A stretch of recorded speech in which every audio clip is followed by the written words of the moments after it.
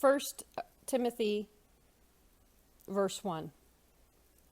Paul, an apostle, that's a special messenger of Christ, Jesus, by appointment and command of God, our Savior, and of Jesus Christ, the Messiah, our hope. To Timothy, my true son in the faith, grace, spiritual blessing and favor, mercy and heart peace be yours from God the Father and Jesus Christ our Lord. Verse 3 in the Amplified Version. As I urged you when I was on my way to Macedonia, stay on where you are at Ephesus, in order that you may warn and admonish and charge certain individuals not to teach any different doctrine, nor to give importance or to occupy themselves with legends, fables, and myths, and endless genealogies, which foster and promote useless speculation and questionings, rather than acceptance and faith of God's administration and the divine training that is in faith, that's in leaning the entire human personality on God in absolute trust and confidence. Verse 5. Whereas the object and purpose of our instruction and charge is love, which springs from a pure heart and a good, clear conscience and sincere faith. But certain individuals have missed the mark on this very matter, and they have wandered into vain arguments and discussions and purposeless talk. They are ambitious to be doctors of the law, that means teachers of the Mosaic ritual. But they have no understanding of either the words or the terms they use, or of the subject about which they make such dogmatic assertions. Verse 8. Now we recognize and know that the law is good, if anyone uses it lawfully, for the purpose for which it was designed. Knowing and understanding this, the law is not enacted for the righteous, for the upright and just, who are in right standing with God, but for the lawless, unruly, for the ungodly and sinful, for the irreverent and profane, for those who strike and beat and even murder fathers, and strike and beat and even murder mothers, for manslayers, for impure and immoral persons, for those who abuse themselves with men, kidnappers, liars, perjurers, and whatever else is opposed to wholesome teaching and sound doctrine. Verse 11. As laid down by the glorious gospel of the blessed God, which I have been entrusted, I give thanks to him who has granted me the needed strength and made me able for this, Christ Jesus our Lord, because he has judged and counted me faithful and trustworthy, appointing me to the stewardship of the ministry. Though I formerly blasphemed and persecuted and was shamefully and outrageously and aggressively insulting to him, to Jesus, nevertheless I obtained mercy because I acted out of ignorance in unbelief. The grace, the unmerited favor and blessing of our Lord actually flowed out superabundantly and beyond measure for me, accompanied by faith and love that are to be realized in Jesus Christ. Through Paul, we really see that no matter how far we've gone astray, there's always a path back. Paul, back when he was called Saul, would persecute Christians. He was hunting them down. He got permission to go to other cities to root out Christians and kill them, bring them back for torture and for persecution. But see, God knew his heart. He knew he was just misguided. He knew that, so God knows all things. And he knew Paul's heart. That's why he could appear to him and put him back on the right path. It's interesting to note, I'm not sure if you're aware, but Paul, when Jesus came down and made himself known and Paul was blind for 3 days and somebody came and prayed for him and he was able to see again, Paul didn't immediately go out and start preaching. He went and learned for 13 years. 13 years he went in with the Lord and was devoted to him before he went preaching. There is a time that's necessary to kind of rewire the way we think when we've gone the wrong way. 15. The saying is sure and true and worthy of full and universal acceptance that Jesus Christ, the Messiah, came into the world to save sinners, of whom I am the foremost. But I obtained mercy for this reason, that in me, as the foremost of sinners, Jesus Christ might show forth and display all his perfect long-suffering and patience, for an example to encourage those who would thereafter believe on him for the gaining of eternal life. Now to the King of eternity, incorruptible and immortal, invisible, the only God, be honor and glory forever, to the ages and ages. Amen.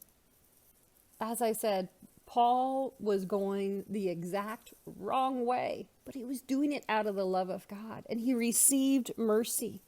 God knew his heart. He knew he would be faithful if he was corrected, and Jesus did. He received such grace, and so anyone can truly be saved. 18.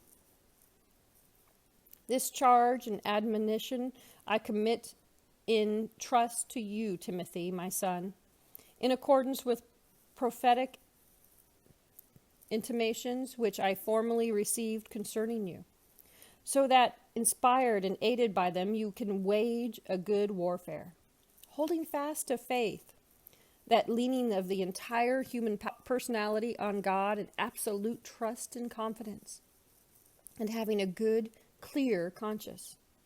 By rejecting and thrusting from their consciousness some individuals who've made a shipwreck of faith. Among them are Hymenaeus and Alexander, whom I have delivered to Satan in order that they may be disciplined by punishment and learn not to blaspheme. 1 Timothy chapter 2, verse 1.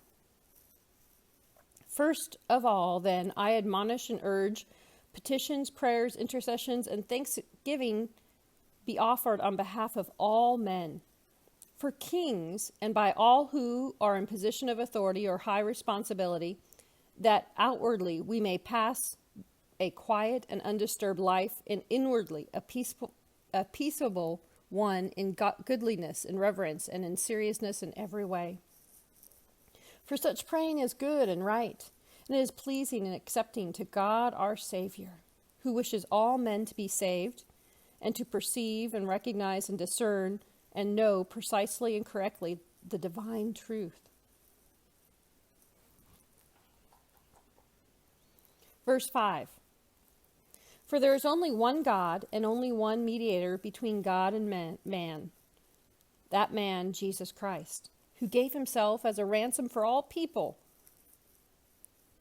a fact that was attested to at the right and proper time. And of this matter I was appointed a preacher and an apostle, a special messenger, and I am speaking in truth in Christ. I do not falsify when I say this, a teacher of the Gentiles in the realm of faith and truth.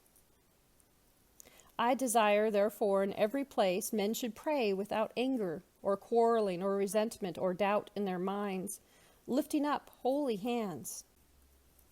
Verse 9.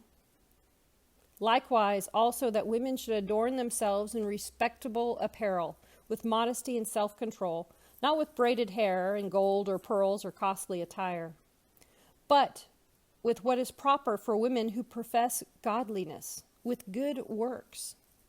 Let a woman learn quietly with all submissiveness. I do not permit a woman to teach or to exercise authority over a man. Rather, she is to remain quiet. For Adam was first formed, then Eve. And Adam was not deceived, but the woman was deceived and became a transgressor. Yet she will be saved through childbearing, if they continue in faith, love, holiness, and with self-control. 1 Timothy chapter 3, verse 1. The saying is trustworthy. If anyone aspires to the office of overseer, he desires a noble task. Therefore, an overseer must be above reproach, the husband of one wife, sober-minded, self-controlled, respectable, hospitable, able to teach, not a drunkard, not violent but gentle, not quarrelsome, not a lover of money. He must manage his own household well, with all dignity, keeping his children submissive. For if someone does not know how to manage his own household, how will he care for God's church? He must not be a recent convert, or he may become puffed up with conceit and fall into the condemnation of the devil. Moreover, he must be well thought of by outsiders, so he may not fall into disgrace, into a snare of the devil. 8.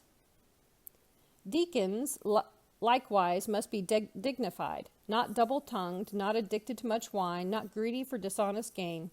They must hold the mystery of the faith with a clear conscience, and let them be tested first. Then let them serve as deacons if they prove themselves blameless.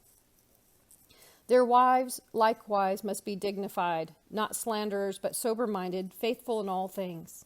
Let deacons each be the husband of one wife, managing their children and their own households well. For those who serve well as deacons gain a good standing for themselves, and also great confidence in the faith that is Jesus Christ.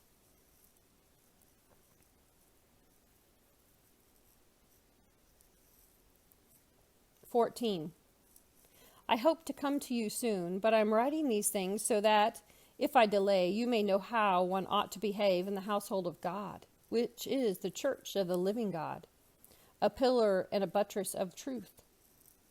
Great indeed, we confess, is the mystery of godliness. He was manifested in the flesh, vindicated by the Spirit, seen by angels, proclaimed among the nations, believed on in the world, and taken up in glory.